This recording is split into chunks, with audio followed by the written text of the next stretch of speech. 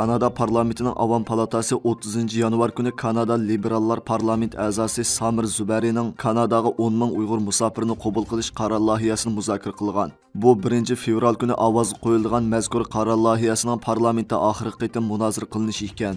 Yig'inda Kanada Liberallar partiyasidan bo'lgan parlament a'zosi Samir Zubari so'z qilib, har qaysi partiyalardan bo'lgan parlament a'zolarini va hukumatni bu qaror loyihasini qo'llab ovoz berishga, hukumatni chet ellarda sarson bo'lib yurgan 10 ming Uyg'ur musofirni tezroq Kanadaga elib kelishga chaqirgan.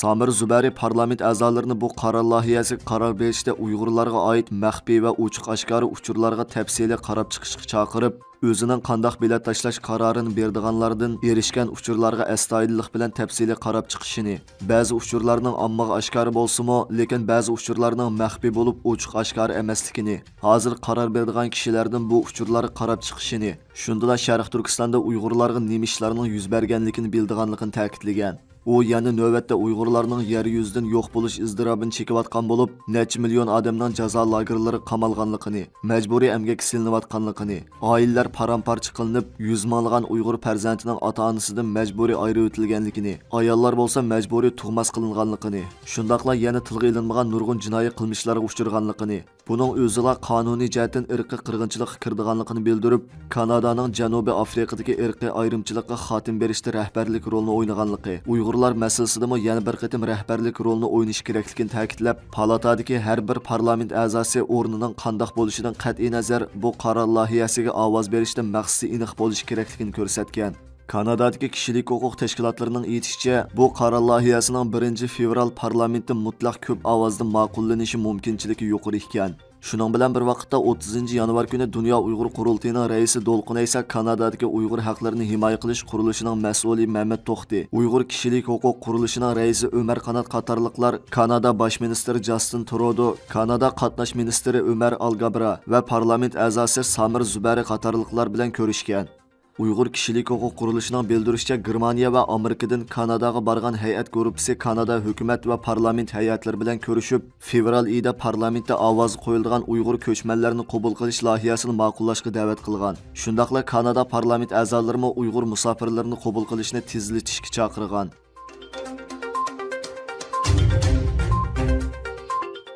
Dünya Uyghur Qurultayı Birleşken Devletler Teşkilatı'da o'tkaziladigan Xitoyning vaziyatini ko'zdan kechirish yig'ini mezgilida Janvada keng ko'lamli namoyish elib berish chaqiriqini o'ttirib qo'ygan.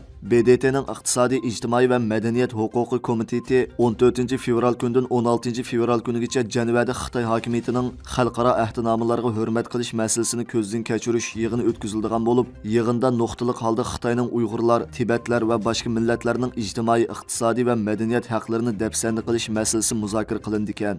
Xitoy hokimiyatini so'roqqa tortadigan bu yig'inga Xitoy tarafdan Uyg'ur, Tibet va Xitoylardan tarkib topgan bir vakillar o'mki kelib qatnashidi ekan. Dunyo Uyg'ur qurultayi raisi Dolqun Aysa 26 yanvar ijtimoiy taratqularda bu xususda chaqiriq e'lon qilib, BDTda Xitoyning vaziyatini ko'zdan kechirish yig'ini o'tkazilayotgan 15 fevral kuni muhojiratga Uyg'urlarning Janvaga yig'ilib zo'r ko'lamda namoyish o'tkazishini tashabbus qilgan.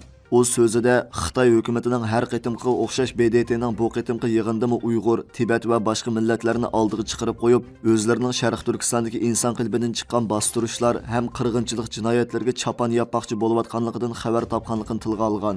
Ma'lum bo'lgandek, BDTda hozirga qadar irqiy qirg'inchilikka uchrayotgan Uyg'urlarning masalasi 2 qitim o'ttirib qo'yilib, har 2 qitimda xalqaroda zo'r ta'sir qo'zg'agan. 2018 yili 30 avgust kuni BDT irqiy ayrimchilikqa qarshi turish komitetining oz deganda 1 milliondan ortiq Uyg'urning Xitoyning jazo lagerlari qamalganligini e'lon qilish bo'ldi. İkincisi 2022 yili 31 avgust kuni BDT kishilik huquq kengashining oliy komissari Michel Bacheltning vazifasidan ayrildigan oxirgi daqiqalarda Uyg'urlar uchrayotgan zulmlarning insoniyatga qarshi jinoyat shakllantirishi mumkinligi ilgari surilgan dokladni e'lon qilish bo'ldi. Pakistan taratqullarining bildirishicha 30 yanvar kuni Xaybar Paxtunxo shtati polis Laynis rayonidagi bir masjidda peshin namozi vaqtida odam bomba hujumi yuz berib, hozir qadar 70 dan ortiq kishi qazo qilgan. Izlash qutqizish faoliyatlari davomlashmoqda ekan. Xabarlarda deyilishicha, Xaybar Paxtunxo o'lkalik hukumat bir kunlik motam e'lon qilgan ekan. Mazkur terrorlik hujumining javobgarligini Pakistan talibanlari o'z ustiga olgan ekan. Hujumning Pakistan tashqi ishlar ministri Bilawal Bhutto Zardarining Rossiyada ziyorati bo'layotgan payti yuz berishi diqqat qo'zg'agan.